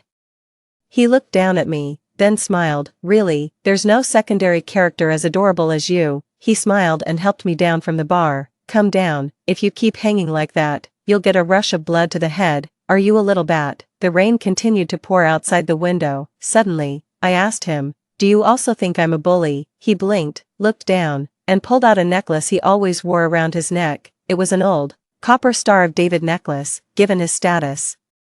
It seemed unlikely he'd wear such a simple necklace. This was given to me by a little girl back when I was in the orphanage. The Star of David necklace glowed dimly in the light of the evening sun. That little girl, she was my hope to keep living. She told me that it is the cracks in life that let the light in. Lin Hua. You can also be a gentle and kind person, a strong and relentless protagonist, a heroine whose life comes full circle. The path you choose is up to you, isn't it? Yes, so what if fate plays with me? What does it matter if the whole world isn't on my side? Even in death, I shall die beautifully. That's how I continue to live. Even if my bones are shattered, I will stand up. Even if I am not happy, I will put on a show of happiness for others to see. I thought that as long as I was stubborn and refused to give in, fate would eventually take my side. Unfortunately, I was wrong. After spending a lot of time together, Pei Chen would occasionally hear about Lin Qi from me. He had never met Lin Qi, and she did not know I knew him, so she hadn't connected with him. Actually, I'm a bit curious about what your little White Lotus sister is really like, Pei Chen said one day, chewing on his straw. Little White Lotus was the nickname he had given my sister. I could tell from his tone that he didn't like her, but I still frowned subconsciously. Don't go looking for her. She has something evil about her, something very sinister. I don't know what came over me. I actually didn't believe that Pei Chen would be swayed by Lin Qi. He was different from others. He was mentally ill, and the thoughts of the mentally ill are unpredictable, but I was still uneasy. What? Are you afraid I'll be taken away by her? Pei Chen was energized, teasing me. And truthfully, I was afraid. Pei Chen was the only one who stood by my side, even though he was ill. Really, how could I possibly leave you? Pei Chen smiled easily, just as a delicate voice sounded from behind me. Sister, what are you doing here? It was too late. I saw the man sitting across from me, who had just been smiling, freeze in place upon seeing Lin Qi. That was the first time I felt like fate, like a giant hand, was manipulating me. In the orphanage, a little girl had given Pei Chen a necklace, which he had worn ever since. Who was that little girl? My sister looked surprised and smiled at Pei Chen. Chen, brother, what are you doing here? Sunshine Welfare Home. Do you remember me? More than just remember, he said. She was his reason to keep living. What did I do that day? I just turned around and walked away. I could imagine what happened next. The two recognized each other, and Pei Chen realized that the light in his life was actually my sister. Then he completely sided with my sister. He would mock me, condemn me. He would say, Lin Hai, you're such a bad woman, only spreading rumors about your sister. I know this scenario all too well. This time, with foresight, I deleted all his contact information first. That way, if he were to delete me later, I could still have the upper hand. But I still couldn't stop my footsteps. I had said that I would live well, that I would show everyone my radiant self. How could I just fall here? The relationship with my father was something I initiated to mend. Right now, my foundations are too weak. I have no power to contend with him, so I made a bet with my father. Lin Qi and I both participated in a company project bid. If I won, he would let me lead the company's decisions. If I lost, he didn't need me to assist my sister and would just tell me to pack up and leave. He said he no longer recognized me as his daughter. Actually, at this point, I think I now understand the position I hold in my father's eyes, and what he has been keeping from me. But all I could do was smile and take on the project. As graduation approached, it was indeed time for me to consider joining the company. This was the first time I was handling such a big project. Thanks to the experience I had accumulated through practice, I managed to get a good handle on it quickly. I worked on the project proposal until late at night in the office, long after all the other lights in the building had been turned off, and I was still there. And my sister, when she heard about the competition, she was quite confused and said, Sister, I don't want to compete with you. However, I couldn't afford to let my guard down around her. The company calling for bids was Pei Xian Group, a subsidiary of the Pei Chen family's business. This meant that Pei Chen might play a significant role in the outcome of this bidding process. By now, his name was quietly listed in my blacklist. Once again, I revised the proposal until late into the night. I rubbed my temples, not knowing when it started, but rumors had spread within the company that I was an arrogant and domineering heiress. As a result, my subordinates were not very cooperative and even complained about why they weren't assigned to work under Lin Qi. I dabbed some ink in the deep silence of the night, but feeling powerless and despondent overwhelmed me wave after wave. Why is it that no matter how hard I try, there is always an insurmountable barrier? Why is it that the one who puts in all the effort and suffers is also me? Is there really such a thing as fate? I turned off the computer and walked downstairs, where a black phaeton was parked at the entrance of the company. I looked up to see Pei Chen, who had removed his earrings and was dressed in a black suit, quietly watching me. I tried to walk past him. He stepped forward and grabbed my wrist. I scoffed and stared at him. What do you want to say to me? Tell me to stop hurting my sister, to withdraw from this competition voluntarily, or to apologize to my kind, innocent sister who doesn't have a single manipulative bone in her body. In the silent breeze, I saw him sigh. He reached out to tidy my messy hair, then bent down and smiled at me. Tell you to get some rest and not stay up late. I was stunned on the spot. He really was crazy, a crazy man who didn't even care about my sister. We leaned against the car together, his head bowed, playing with the coffee cup in his hand. Lin Xia, this bidding was designed entirely for your sister. Although my family is calling for the bids, the partners are Zhang's and Lu's, Jiang Shuhui and Lu Zhao. Your sister could easily get the qualifications for this bid with the help of those two men. From the start of this gamble, you were doomed to lose. No wonder my father wasn't worried about me taking my sister's place at all. No wonder my sister was still busy entangling herself with Jiang Shuhui and Lu Zhao. It seemed like all the advantages of heaven, earth, and people were on her side, as if all my luck had been drawn away by her. Tonight, there was no moon. I heard Pei Chen softly say, I can help you. It seems there's no mistake. Lin Qi's design draft has already been handed over. I can help you steal it. The rest of his words hung unspoken in the air. If I stole that design draft, I could present it at the bidding session before anyone else, leaving Lin Qi with no way to prove her case. Why are her designs the same as mine? It seems like the only way to beat her. I stared at the man beside me. Why are you helping me? You've worn the necklace she gave you for so long. He paused, then smiled. Oh, that, actually, the days in the orphanage were quite painful. Seeing her face reminds me of those times, and I despise her even more. He really is sick. I didn't respond to him. Two moths circled the only streetlight, fluttering their wings. I heard him whisper softly, I was picked up from the orphanage by my dad. After giving birth to me, my mom left me at the doorstep of that welfare institute. Later, my dad found me and confirmed our blood relation.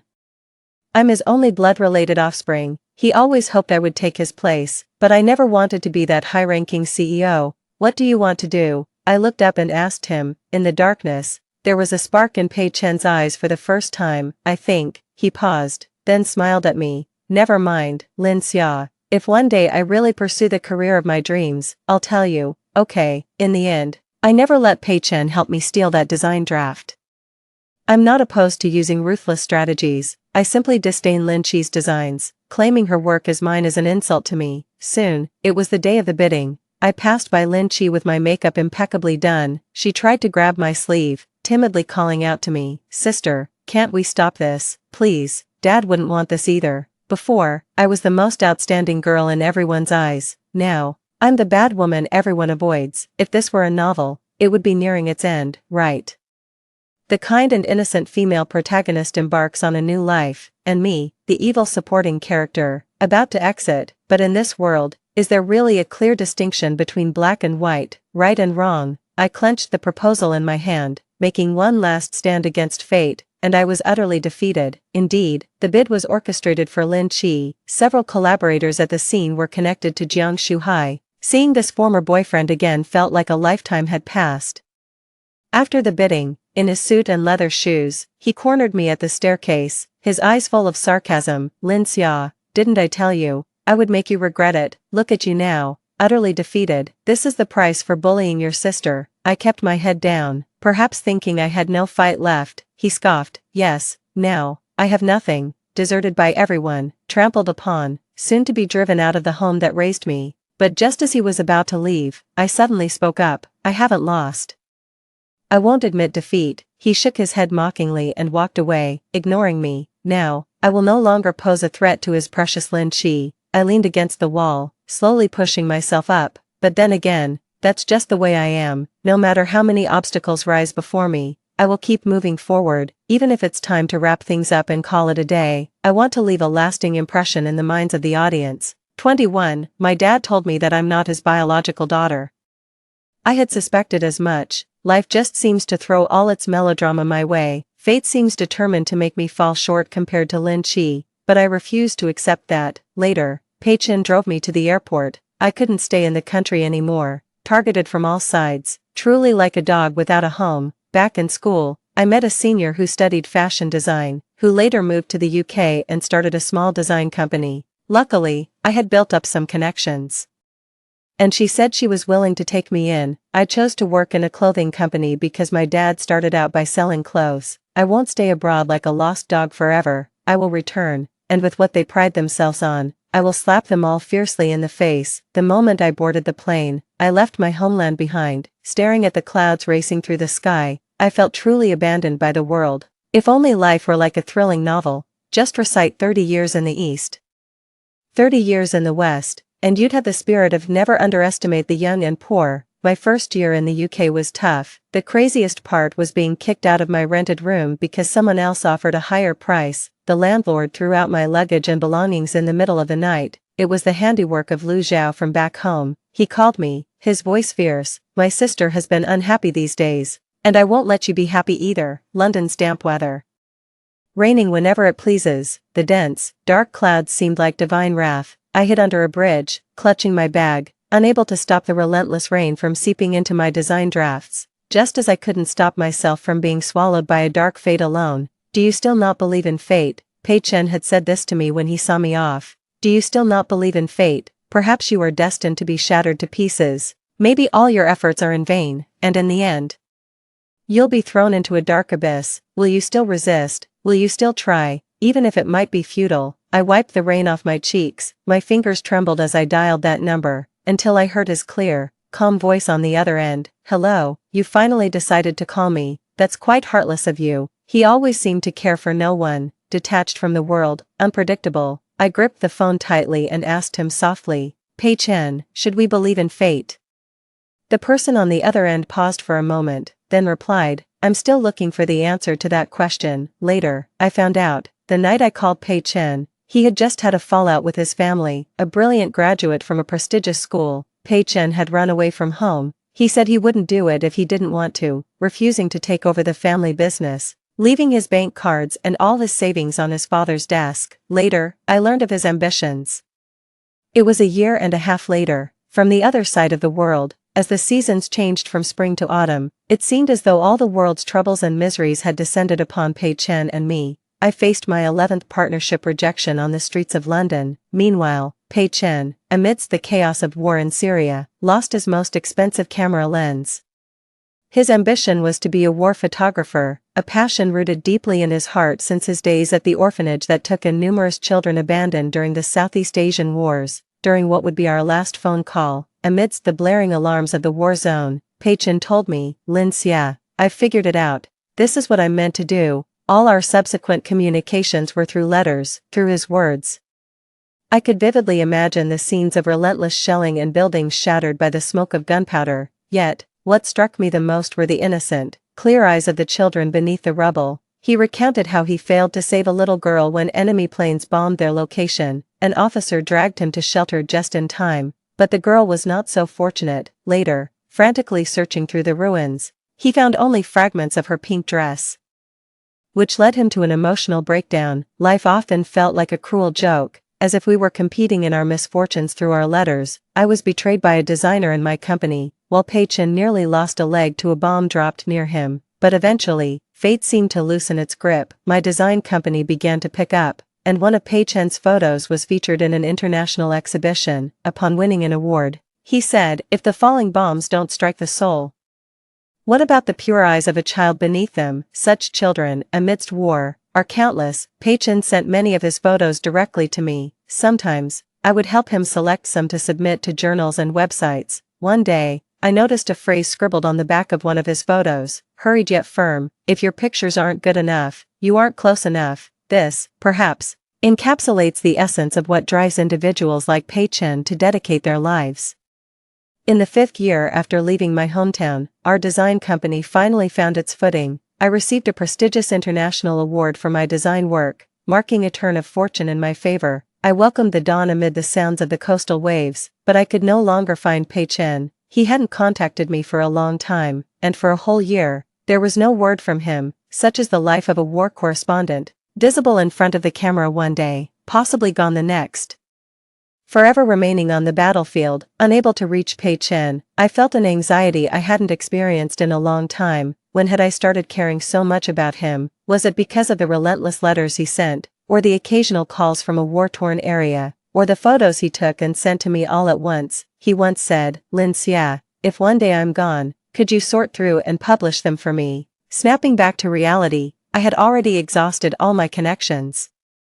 Repeatedly going through the letters he wrote to me, however, Pei Chen had been missing for too long. It seemed as if my luck improved as Pei Chen disappeared. The company grew larger, and my status in the fashion industry rose steadily, as if an invisible hand were pulling me forward. The joy of ascending, clearly something I had looked forward to, now enveloped me in a sense of loss that no one else could share. On New Year's Eve, I walked alone through the streets of London. Over the years, the British have also taken quite a liking to celebrating Chinese New Year. Even some streets were adorned with bright red lanterns. Yet, for me, this festive unity felt meaningless. As I walked with my head down, a pair of boots suddenly appeared before me. For some reason, at that moment, all the resentment, frustration, and grievances I had suffered in this foreign land erupted. I stared at the man in front of me and pushed him, demanding, "Where have you been? Ah, where have you been?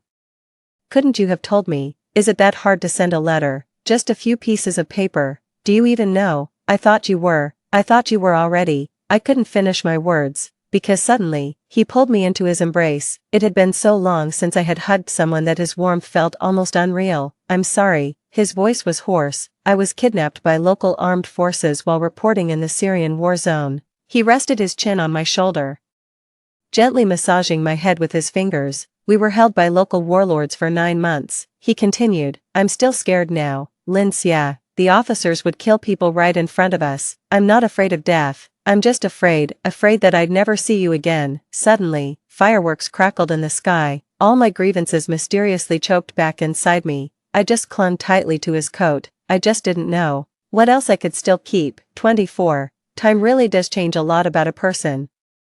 When I was driven abroad initially, I was resentful and unwilling. I was determined to make a strong comeback. Now returning home, it all feels like a lifetime ago. Everyone has changed. Back then, we were students, still youthful and naive. Whether it was hate or love, it was clear. But in the adult world, showing one's true feelings doesn't exist. It's all deception and flattery. At a banquet hosted by a local real estate tycoon, I met Jiang Shuhui. Now, my status was such that I could sit at an equal level with him. No, he even needed something from me. I watched as that man smiled and toasted me, as if he never dragged me into an abyss, never abandoned me. Yes, the adult world is nothing but deception and flattery. I clinked glasses with him, exchanged a few courteous words as if there were no hard feelings between us. Then I turned and instructed my assistant to go all out against Jiang Shuhui's company, because for the past few years, he had been obsessively helping Lin Qi, and Zhang's company's finances had broken down. He thought, considering our past relationship, that getting my sponsorship would be easy. Instead, I eagerly kicked him while he was down, pouring fuel on the fire of their financial shortfall. And then there was Lu Zhao. This man had pursued Lin Qi for years without success. Instead, he gave up on himself, living in dejection. I encountered him in the back of a bar, drunk and desolate. He was so downcast that I didn't even feel the urge to hit him. I kicked him as he lay numbed by alcohol, passed out. Then I told my assistant to release the stray dogs we had in the car. For a moment, in that deep alley, the air was filled with a man's screams and the howling of wild beasts. 25. So, the mastermind behind all this, my dear sister, Lin Qi, where has she gone? Fate has once again led us to opposing sides. Another bidding conference, only this time The bid was decisive for my company's success in penetrating the domestic market. During the previous meetings, I saw my sister. She still liked wearing white dresses. As I expected, she rose to power on our father's coattails, thriving magnificently. She blinked her big eyes as we shook hands. She whispered in my ear, "Sister, how could you come back? Do you want me to take everything away from you again?" This was the little rabbit, showing her fangs to me for the first time. 26, I think, perhaps. I truly threatened her this time. She squinted her eyes, smiling sweetly at me. I always vaguely knew she was scheming, but she hid it so well, and the people around her seemed bewitched by her. Pachin returned to the country 2 weeks before the bidding conference. At that time, I was frantically busy, preparing for this bid. To beat Lin Chi, I had to be thoroughly prepared, so much so that not even a nanomicroscope could find